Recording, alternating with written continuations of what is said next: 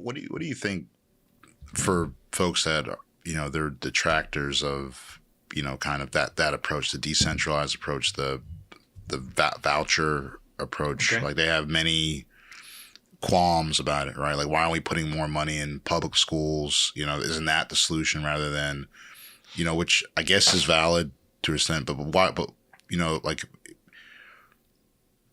why is that not the best option given the circumstances? Maybe just focusing on Kentucky and Kentucky's own issues, and we can extrapolate that out. Well, for a lot of kids, their assigned public school might be the best option. And maybe they do have that relationship of trust with that school, and they really, their kids come home and they see that progress that they want to see. I wonder what the percentage though of that is compared to not. Yeah, I don't know. I think there are a lot of people who could be unhappy with a school that's doing a great job. I think a lot of parents can be happy with a school that's doing a terrible job. But at the end of the day, parents ought to be the ones making the most critical decision about a child's education. No one can. They can't gainsay that. Like, do you want to have the do you want to be the focal point for advancing your child's education or not? Right? Like, who would say? Yeah. So, to the extent that, there's no good proxy for having a parent in your home who is observing a child and seeing, how well are they learning? How well are they advancing? What difficulties are they having?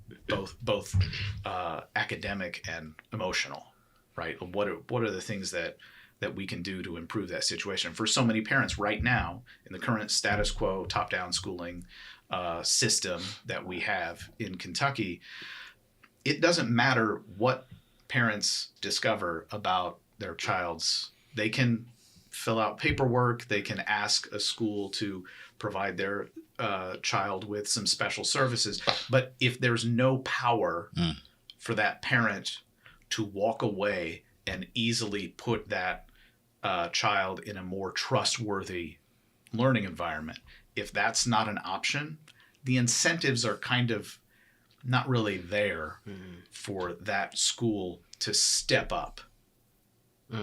Right?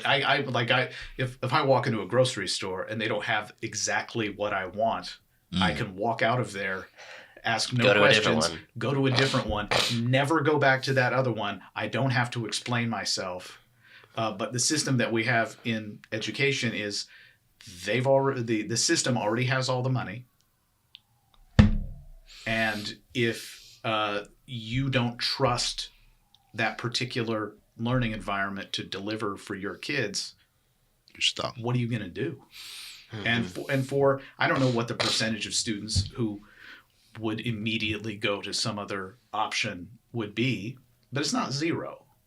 And as long as there are kids who need something else, and a school that either is not equipped or not that interested in really going above and beyond to help that kid achieve, you're just you're stuck. Yeah, it's interesting that we have a culture built on materialism in the sense of like, you can choose whatever you want to buy and where you want to buy it, but when it comes to like the spiritual, virtuous, educational, like intangible messaging, truth, worldview that we're trying to instill within the hearts of the inner world of people, that's when you don't have options. That's when you don't have freedom. Yeah, right? Well, that's part of it's a big part of it, right? So Corpus Christi is a Catholic school, and if my kids decide they want to be Catholic, that's fine by me. That's good openness. And so, it being able to instill your values in your child, that's part of education. And to the extent that we have secular schools that are government-run schools, you don't get to say that, we don't teach values, or we avoid these issues over here. It's like, no, values are taught. Right. what happens? They when, are. It's like the Great Rush song. If you choose not to decide, you still have made a choice, right? Yes. The values are communicated, and whether or not they align with yours, for the place that you are sending your own children, that's really important. That It's like that those values align. It's like what happened in Glendale, California.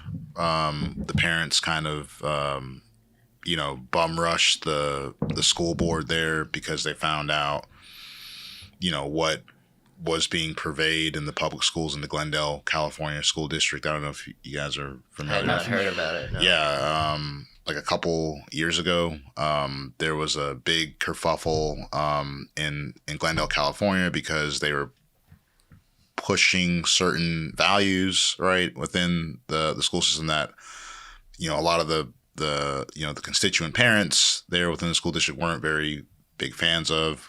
Glendale, California has a large Persian population. I think that's where they filmed The Shaws of Sunset.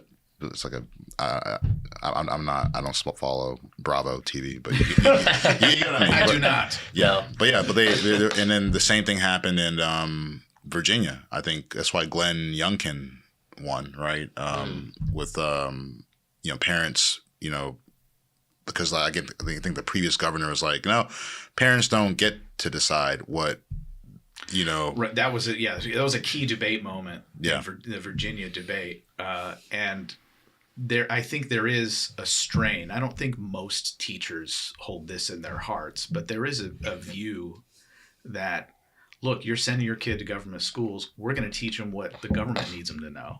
And I'm like, Is that what you want? Yeah. Are those the values? Are those the values? It's kind of a render unto Caesar moment, right? Yeah. It's what I'm interested in is giving my kids the moral, ethical, spiritual foundation for them to be adults who will make this planet a better place to live.